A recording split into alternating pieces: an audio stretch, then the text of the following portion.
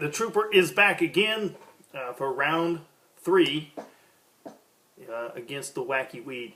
Left off last time when we were talking about the medicinal aspect of it, and I was shooting down some of the things on that. And to reiterate, I do admit, yes, there can be things that are extracted from the plant that can be used as legitimate medicine. I get that, but not the THC. And I even mentioned, hey, I'm willing to compromise. We'll take the marijuana plant off Schedule 1. We'll just leave the THC compound as Schedule 1.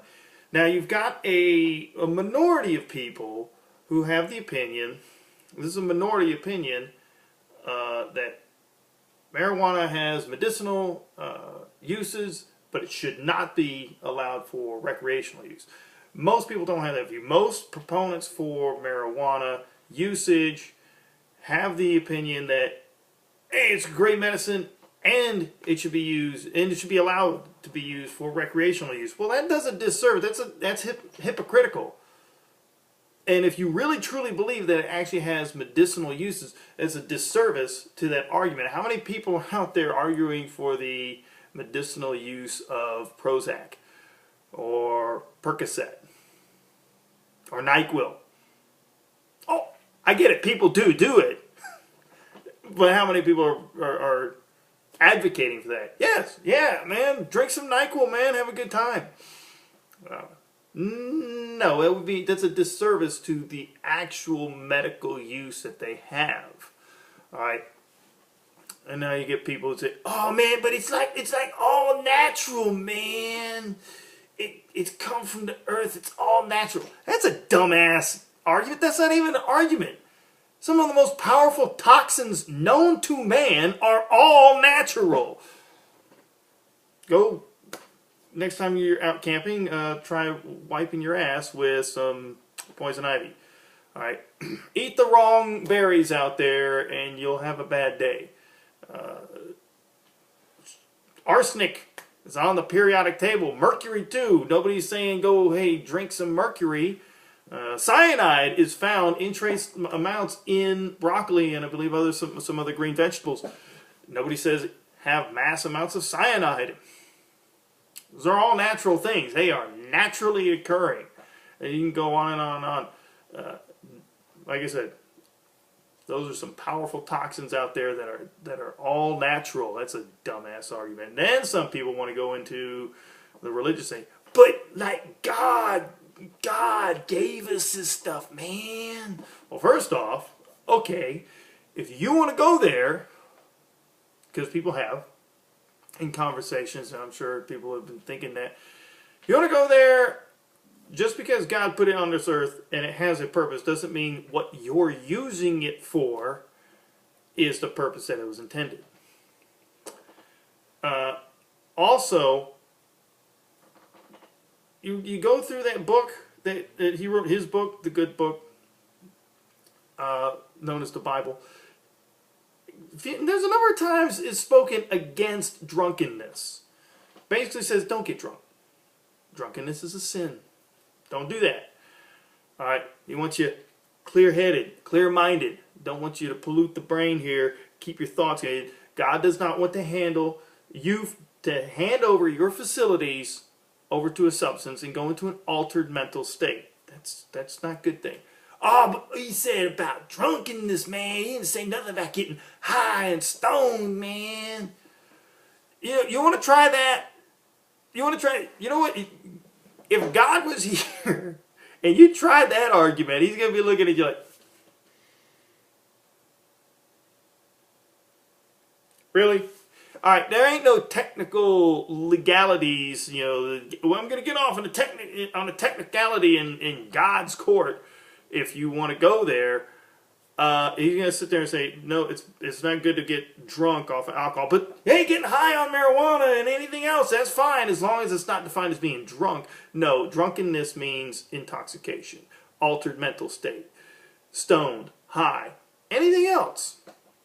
All right, don't do that. This dovetails into another thing about going in that altered mental state. You don't get something for nothing. Look, I got taught by my old man a long time ago when I was just a little youngin'. If it sounds too good to be true, it probably is. And a lot of the proponents saying that this is just this miracle substance that's going to cure cancer, cure heart disease, cure AIDS, hepatitis, and everything else. And you can use it recreationally to get this high and not pay any consequence. That's BS. Straight baloney malarkey. You don't get something for nothing. There's a price for everything. And if you put something in your head, a foreign substance into your body to get an unnatural high, there's a price to be paid. I mean, that's just common sense. All right. And we've already gone over it. If I hadn't said it before, I think I said it in number 1. But schizophrenia, bipolar disorder, paranoia, anxiety, these are all things that have been linked to marijuana. And yes, it's a small sample because it's not been released open all wide like tobacco, like alcohol. But we can extrapolate data from it. And the Imprimis article that I mentioned in episode 1, shall we say, it goes into some of that too. You don't get something for nothing. And I want to circle back to the government thing about, I mentioned, what does the government have more control over, tobacco and alcohol or marijuana? They have more control over tobacco and alcohol. That's not just, that's another reason why they want to, some politicians, big government politicians, want to legalize weed. They want to get their mitts in on the action. They want to get their cut. But here's another thing. Listen to me. Watch. Look. Here's another big thing. Look at me. Big government politicians would love to have this stuff legalized because it's a whole lot easier to control a population that's doped up and ain't got their head right. Because while they legalize weed, if they do that, I mean, if it winds up going that direction, all you potheads are going to be sitting there like, oh man, we're free, like we can do our weed, man, just out in the open. And all those government officials are going to be taking this from you, and they're going to be taking that from you, and then this, and then this. And you voluntarily put the chains on yourself. So go ahead. Take your Soma. Take your Prozac, or Prosium. Prosium from Equilibrium.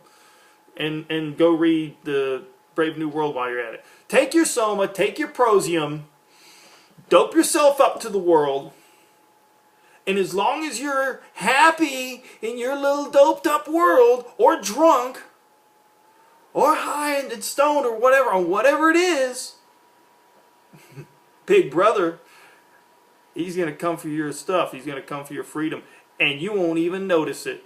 And nor will you mind, because like I said, you put the shackles on yourself. But as long as I got that weed, man, yeah, all day, every day, man. There goes freedom right out the door. I think that might have something to do with why God doesn't want you to pollute your brain and keep a sharp mind, so you're aware of what the hell's going on around you. Hey, in the end, I'm just trying to give you some more food for thought. I know I put in the description, you know, it's retarded to do it. In the classical sense, it is retarded to legalize weed and just let it go out there, because in the classical sense, to retard means to pull back and go backwards and hold from progress, and that's exactly what it would do. All right, don't get thin-skinned about it. I do that to get people's attention and watch these videos. All dozen or 2 dozen of you, literally tens of people. But I really hope I give you something to think about, and more on the other side of the coin, the other side of the argument, and think critically about this stuff, man. Think critically. Now, we ask, okay, what would be the ideal solution? Well, the ideal solution, leave it as it is. Basically keep the status quo. We gotta go back a few years. All right, maybe streamline the process to allow research on marijuana, even though THC, that compound should remain Schedule 1. It's not as bad. Yes, it's not as bad as cocaine and opium and heroin and meth. So that just goes into the whole enforcement level. All right. Doing 56 miles an hour in a 55 is technically against the law and it's speeding. But how many times that doesn't mean you raise the speed limit. That doesn't mean you take THC off of Schedule 1 just because it's the doing 57, 58 in the 55 speed zone and the cocaine's doing the 90. It doesn't mean you raise the speed limit. Again, that goes to slippery slope type things. You leave it as is. You keep it off the streets. You keep it controlled. All right. Well, has the tactical units been kicking the doors in of Willie Nelson or Dave Chappelle? No. All right. Keep the big mass amounts out, because here's the thing. I mean, states like Colorado and Utah and Kansas and Nebraska, they don't want the stuff. They don't want it. But they all happen to border Colorado. All right.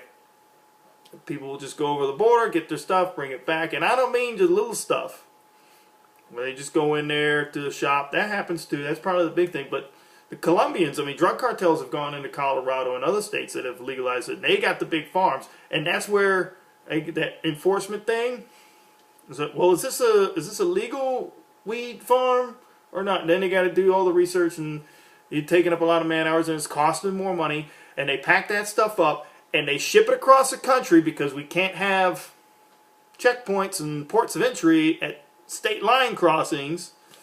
All right, interstate commerce regulated by the federal government. The states can't have their own ports of entry and just inspect every vehicle, commercial vehicle like them. So they set up. They don't have to import it anymore.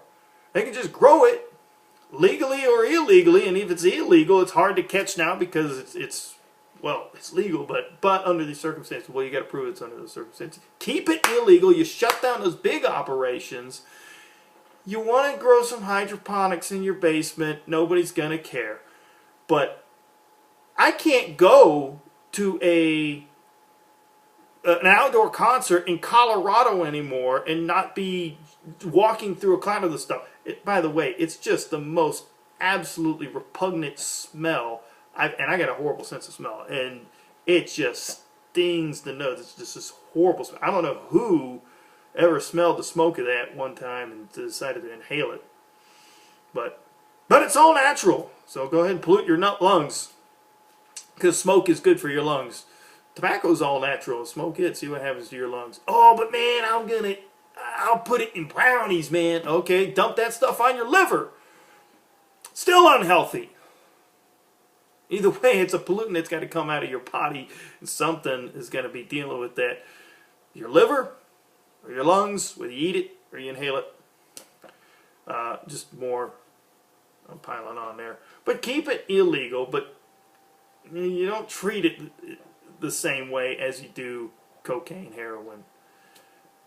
It's what they've been doing for decades. You know, go ahead. Having it out there, I mean, Colorado's just gone to hell. A bunch of dirty, filthy, deadbeat potheads have taken over that state, and it's just gone to hell. I was there. I was there when it was medicinal only, and I was there after it goes. And people say, oh, the big drug companies, all these, they're the ones who get. One of the surest reasons that I see that it doesn't have all this great medicinal value is that the drug companies aren't trying to co-opt it. Oh, but it's a plant, man. You just be able to grow it, and they wouldn't be able to stop it. Yeah, like tobacco. Who runs that? Big corporations? If it had any real serious medicinal use, and there are some companies that have gotten in there with that oil extract for the epilepsy, for example. But in mass, no, they would be getting out and trying to co-opt it and trying to push the small operations out for the medicine, the pharmaceutical companies, by using their political influence to make sure that there's a bunch of legalize it and then put a bunch of regulations on it, so only we, the big corporations, are able to handle that. All right, because they can handle big big government, lots of regulation that favors big corporations, and it pushes little people out. That's a whole nother thing. But they're not doing that. They're not pursuing it. So that tells me there's probably nothing there. Otherwise, they'd be trying to get in on the action and use their influence and their distribution because they're the big pharmaceutical companies.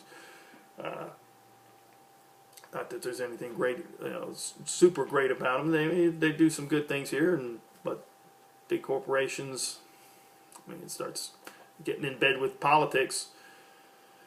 That's another discussion. But guys, I mean, you just do like they've been doing for decades. All right, hemp got legalized. That was one of those things. Just got rolled up in there. It's got trace amounts of THC. I don't have a problem with that. Go ahead, make your sweaters out of hemp, whatever. I don't care. All right, if Carhartt starts making jackets out of hemp, I might buy one. Then again, I've probably got enough Carhartt jackets right now. I don't need any more.